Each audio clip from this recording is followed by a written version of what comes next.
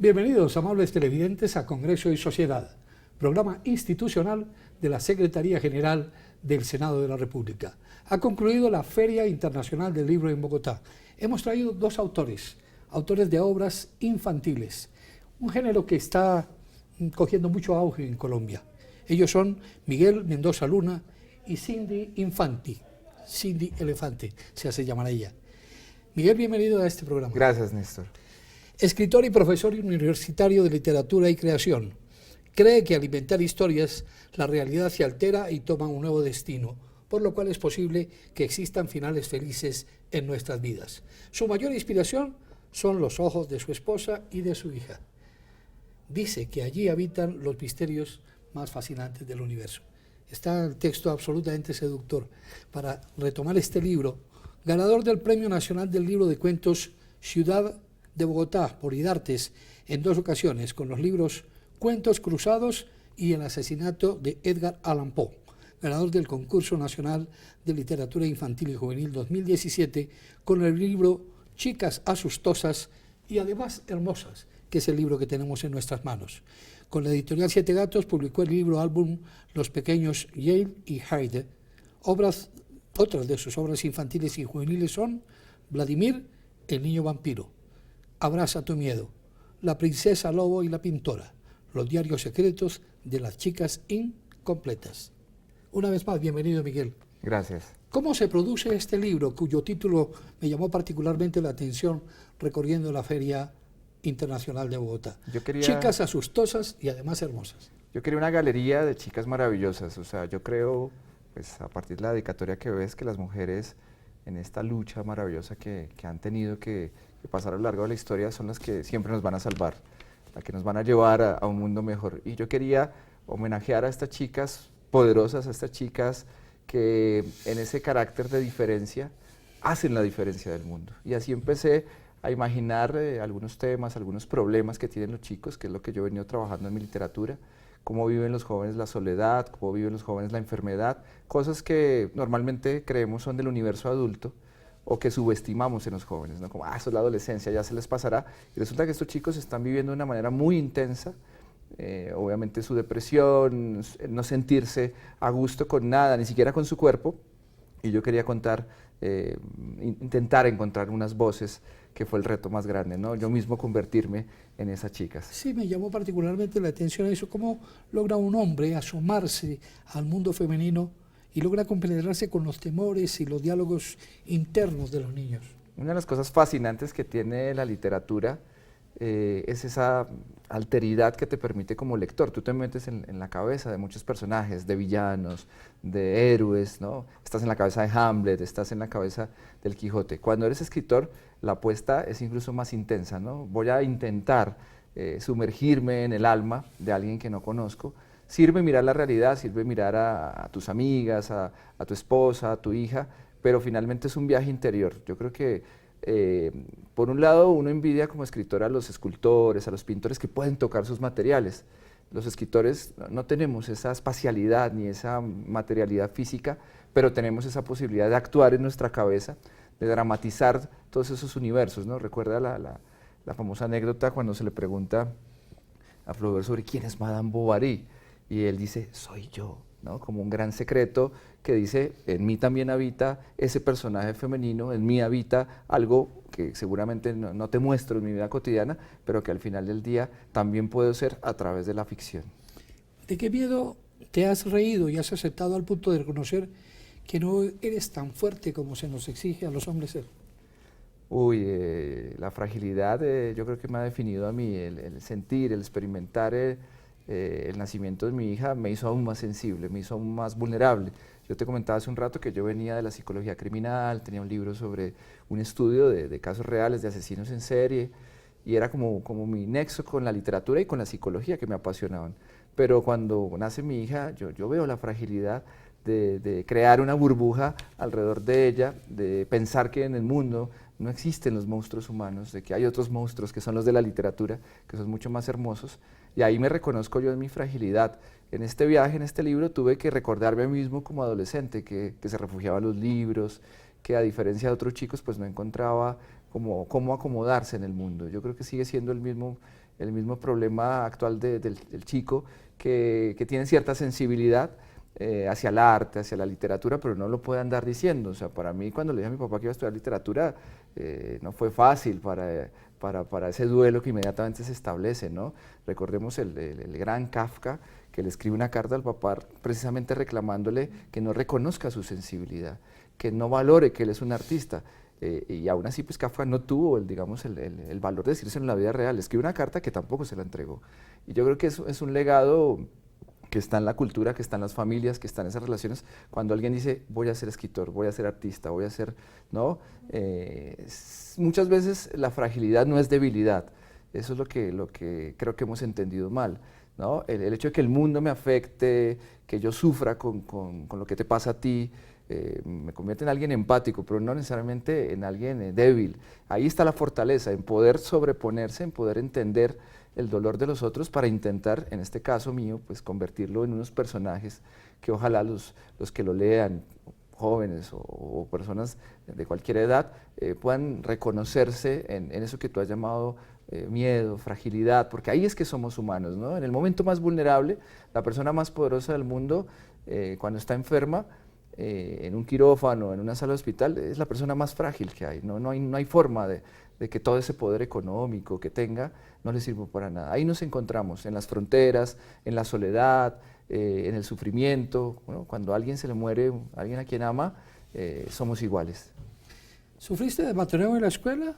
Eso se refleja en chicas asustosas y además hermosas. Ok, bueno, yo a mis estudiantes siempre les planteo pues el tema que ahora está en la agenda, que se ha desnaturalizado, porque yo soy de una generación en que no existía la palabra, Néstor. Entonces yo mismo tuve que preguntarme lo mismo. Bueno, yo fui víctima y lo aterrador fue un punto intermedio que me preocupa. No fui un matón, por fortuna, o sea, no tengo unas culpas que me persigan. No fui víctima, pero me moví en esa peligrosa frontera del que no dice nada, del que por ahí manipulaba en el colegio, que estaba con un poco los populares, ¿no? Y esa culpa sí la llevo un poco conmigo, como no haber dicho, no, esto está mal. Yo sentía que estaba mal. Una parte mía sufría mucho cuando en el barrio en el que crecí se creaban este grupo de chicos que por ahí aparecen en uno de los cuentos, que deciden ir a violentar una casa, a agredir a alguien porque es de una forma que no sabes entender o que no te gusta. Entonces yo estuve como en esas fronteras y he tratado de recuperar eso para mi literatura. Yo leí en la biografía de Stephen King que una de sus primeras novelas, que fue Carrie, se inspiró también un poco en mi circunstancia, ¿no? Stephen King decía, yo recordé a una chica que todos le hacíamos bullying y yo cargo un poco la culpa. No le hice bullying, pero no dije nada. Yo dije, yo soy un poco lo que le pasó a Stephen King, ¿no? Y bueno, ahora pues tratando de reinventarme. Yo creo que una cosa que tienen los seres humanos es la capacidad de mirar, reconocer sus errores y decir, bueno, los voy a repetir, cómo voy a ser como padre, cómo me voy a relacionar con el mundo femenino, ahora que se me impone ese reto de ser papá de una chica en un siglo difícil, muy interesante por supuesto para la mujer, pero también sigue siendo una lucha constante. Entonces, también el libro hace parte un poco de esa bandera, un poco de darle narrativas, de hacer una voz desde la mirada de autor hombre que se piensa en una alteridad que es esa que es la sensibilidad femenina de unas chicas que yo creo van a salvarnos y como siempre estarán ahí para alegrar el mundo y para devolvernos eso que hemos perdido y es la empatía, ¿no? Que es profundamente femenina. ¿Cómo se reivindica hoy el hombre con la mujer después de milenios de opresión? Bueno, hay que empezar por reconocer, por revisarnos, ¿no? Yo agradezco, por supuesto, como todo ser humano, algunos legados que nos han dejado los abuelos, valoro la tradición, lo que llamamos cultura, pero también reconozco sus equivocaciones, ¿no? Entonces yo también tengo que mirar en la historia de mi abuelo sus aciertos y desaciertos para no repetirlos. Entonces empiezo por ahí, en poner las cosas en su justa medida, en no celebrar un montón de comportamientos que tuvieron mis abuelos, que puede tener mi padre, ¿no? Frente a cómo reconoce a la mujer, frente a cómo trata a la mujer, cómo fue la relación de mi padre con mi mamá. Mi madre falleció, mi padre todavía está vivo. Entonces yo también no lo enjuicio, porque también debo verlo en un contexto en el que él fue educado de una manera y yo veo mi propio contexto y digo, bueno, ¿qué estoy repitiendo? hay un concepto que me quedó de esa época de la psicología criminal, de esa mirada, que me pareció fascinante, de un psiquiatra que decía, los seres humanos se dividen en dos, los que tienen conciencia y los que no. En la mitad por ahí están unos que tienen una conciencia complaciente y oscura, ¿no? Que te dice que es tu lado, como en Jekyll y Hyde, es tu lado Hyde, ¿no? Que es el que dice, tranquilo, está bien lo que haces. Y hay una rara y particular forma de conciencia que es la conciencia vigilante, que casi nadie usa, dice el psiquiatra, ¿no? Que es como un mecanismo, una voz que pasa por ahí como un sensor diciendo, bueno, ¿cómo trataste hoy a las personas con las que te relacionas? En el caso de tu pregunta, ¿no? ¿Cómo miras tú a las mujeres?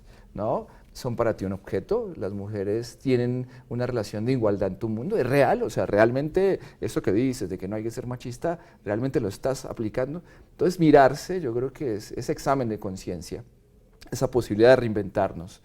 Y en la historia lo que ha hecho la diferencia es cuando uno es capaz de pararse y decir, algo está mal acá, ¿no? Y vamos a hacer la diferencia. Y no vamos a repetir el comportamiento de manada que ha sido tan peligroso en la historia masculina, que desata, aún contemporáneamente, escuché unas historias aterradoras, de cómo una manada de hombres, ¿no?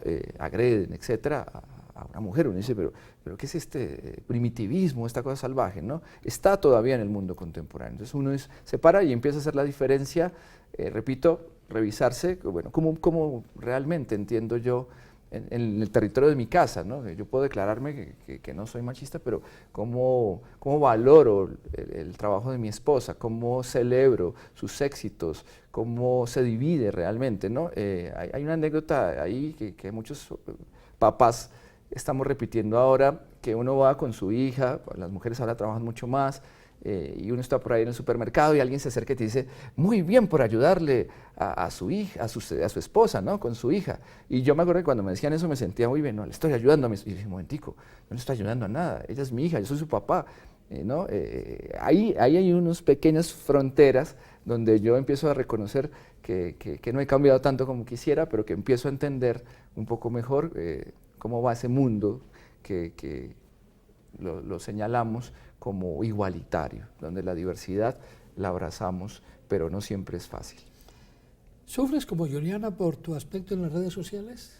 No, yo no he sido no me he dejado ganar un poco de esa visibilidad, ya no soy tan joven, entonces como que me llegó un poco tarde, me asomé al universo de Twitter, me muevo mejor en Facebook, ¿no? Que es un poco más amable, pero sí lo he analizado mucho. Mira tú que empecé a ver, por ejemplo, hay un nuevo narrador en Twitter, que en la literatura, que normalmente hay un narrador omnisciente, que cuenta todo, hay un narrador en primera persona, en Twitter hay un nosotros, ¿no? Cuando alguien ya tiene 2.000, 3.000 seguidores, ya dice, no les pasa que, no les parece que, o sea, ya crea un yo colectivo muy interesante. Eso me parece que refleja, bueno, muchas cosas del mundo, una necesidad de contacto, mucha gente está solucionando sus vidas por redes sociales porque a veces la gente con la que tienes al lado no te escucha.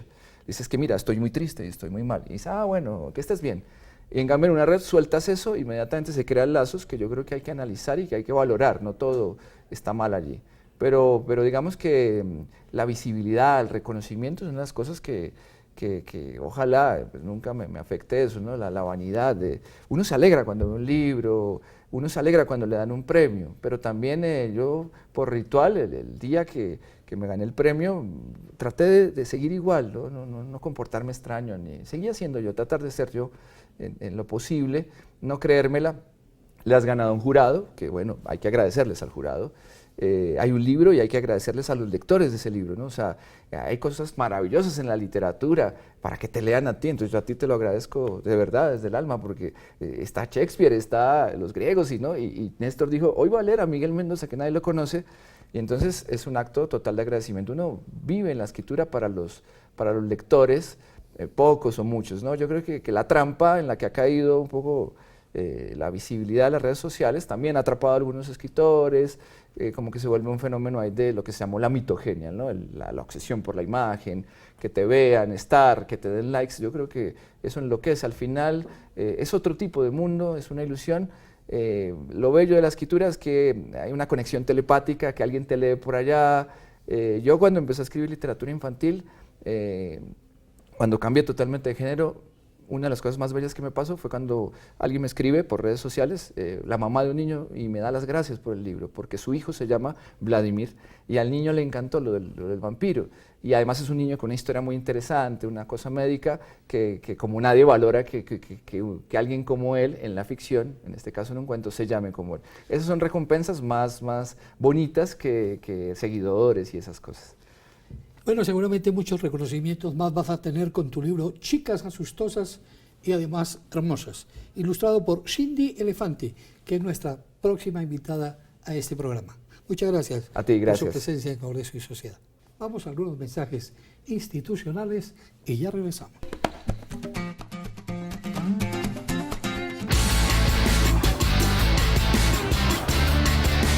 Prudencia. Cuando usted va en su bici y conduce con cuidado, y aunque le guste la adrenalina, no debe pasarse los semáforos en rojo, porque usted piensa en su vida y en la de los demás. Simple.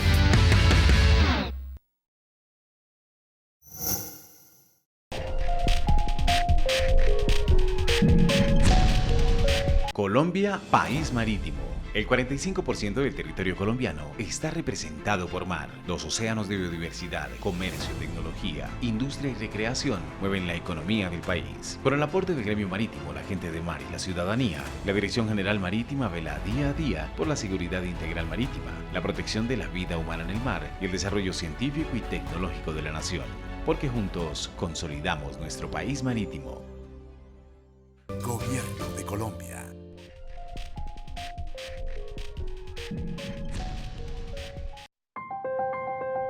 ¿Y qué tal si aprendemos a decir la verdad? ¿Y qué tal si escuchamos al otro y comenzamos a reconciliarnos? ¿Y qué tal si entendemos que todos tenemos derechos a pesar de haber cometido crímenes en el pasado?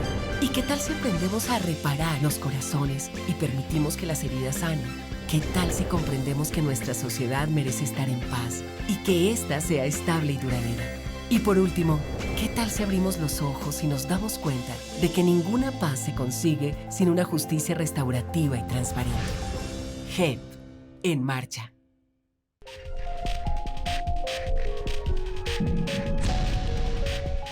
¿Qué significa que la JEP esté en marcha? Significa que está en marcha una justicia preparada para exigir verdad y trabajar por la reconciliación y la restauración de las víctimas.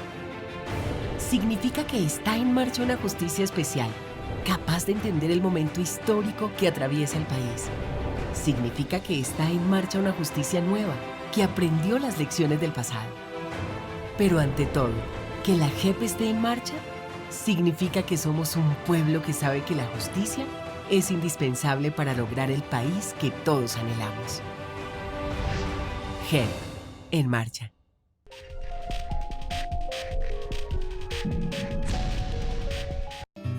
Te la compro. ¿Cuánto cuesta? Ya tengo mi casa y voy a comprar un lote. ¿Y ya lo registraste? No. Entonces no tienes nada. Solamente eres propietario cuando registras tus bienes. Ay.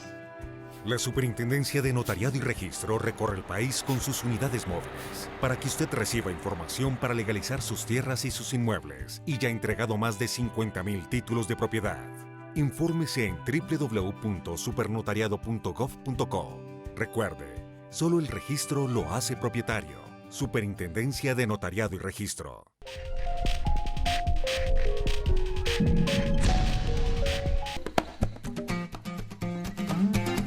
Bienvenidos de nuevo a Congreso y Sociedad, con autores de la reciente Feria Internacional del Libro de Bogotá, Filbo, en su versión 32.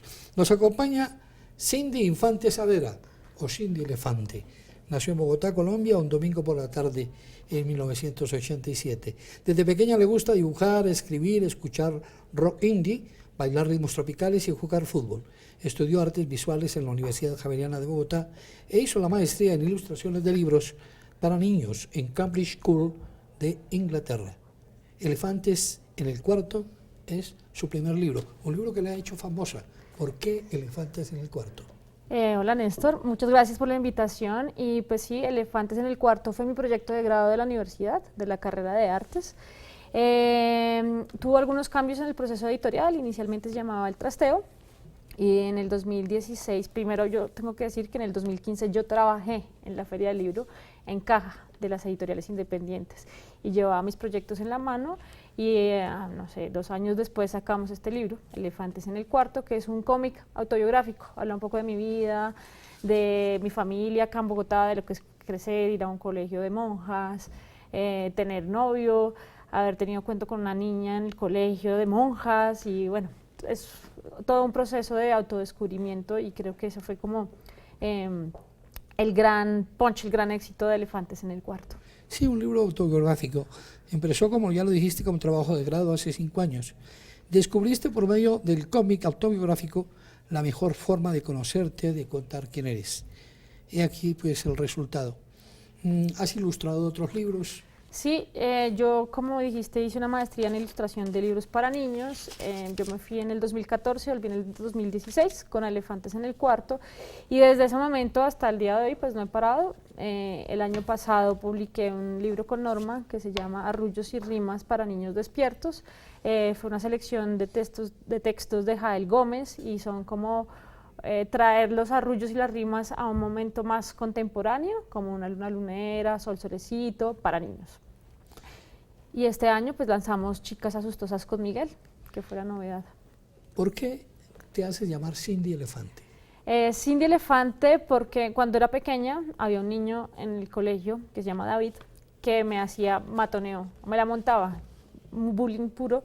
Y él me cantaba, Cindy Infante es un elefante, y yo era muy chiquita, yo tenía como 5 años, y yo lloraba muchísimo. Un día yo estaba saltando en el parque, me caí en los tronquitos, me resbalé y me pegué en la nariz. Entonces me llevaron para el baño porque estaba sangrando muchísimo, me pegaron el tabique, bueno. Y él se escapaba de clase, estábamos en clase y él se voló de clase y fue a la puerta a contarme, Cindy Infante es un elefante, y yo lloraba y lloraba. Entonces el Cindy Infante es un elefante quedó ahí. Y después vino el trauma, entre comillas, con la nariz, porque yo, pues como juego fútbol y hago deportes y baloncesto, me empecé a pegar muchísimo la nariz. Y mi mamá me decía, bueno, cuando deje de jugar fútbol, yo le opero la nariz. Y yo, pues no iba a dejar de jugar fútbol, no dejé de jugar fútbol. Y un día en la universidad, dejé Facebook abierto en la biblioteca y alguien me cambió el nombre y me puso Cindy Elefante Saavedra. A partir de ese momento yo dije, pues este chiste lo voy a dejar para siempre. Me apropié de ese Cindy Elefante y es como una historia que reivindica esa burla cuando era pequeña y es como mi nombre de autora hoy en día. ¿Qué le dirías a ese chico si lo vieras hoy? Si lo viera hoy, ¿qué le diría? Le daría un abrazo muy fuerte y le daría las gracias y creo que es una gran historia detrás como de... Elefantes en el Cuarto, de Cindy Elefante. ¿Cómo se manifiesta la belleza para ti?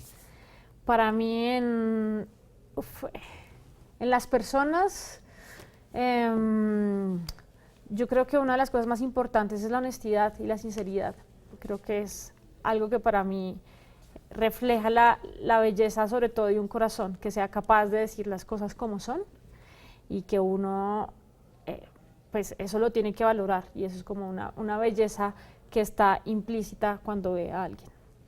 ¿Ha sido una catarsis para ti la elaboración de este libro? Claro, lo fue totalmente porque cuando uno hace el proyecto de grado en la universidad tiene que sacar como el producto final, que es este libro, pero a la par tienes que hacer un documento escrito de investigación. Entonces me tocó sentarme a escribir y a entender qué era el género, cómo es la construcción de género, qué es la expresión de género, cómo ha sido el matoneo, el bullying a personas LGTB en Colombia, bueno, hacer como toda esa investigación que iba de la mano. Entonces para mí fue un proceso completo y por eso creo que terminó saliendo Elefantes en el Cuarto, un proceso de autodescubrimiento, de aceptación también, de entender que era diferente, pero que ser diferente no estaba mal, sino que hacía parte de una sociedad y que estábamos tan de cerca tú y yo porque nos gusta el fútbol a los dos, porque a los dos nos gusta salir a elevar cometas, pero tenemos como ciertos, digamos, ingredientes que nos hacen diferentes, pero...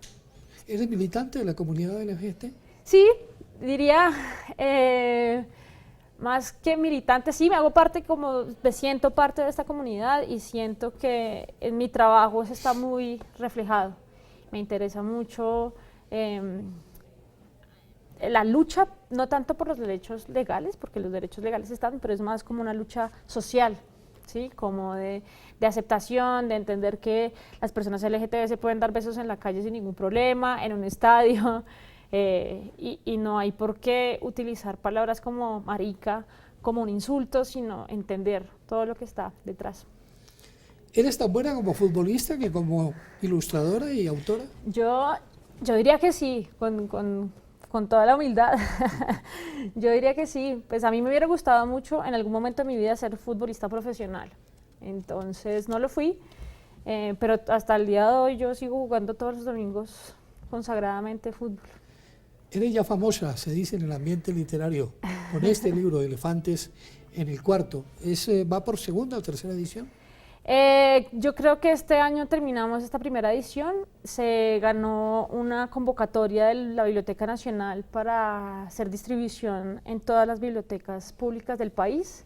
Entonces yo creo que en este semestre ya tiene que estar en todas las bibliotecas públicas del país, que fue para mí un gran reconocimiento pensar que en una biblioteca en Córdoba alguien puede llegar y encontrar elefantes en el cuarto.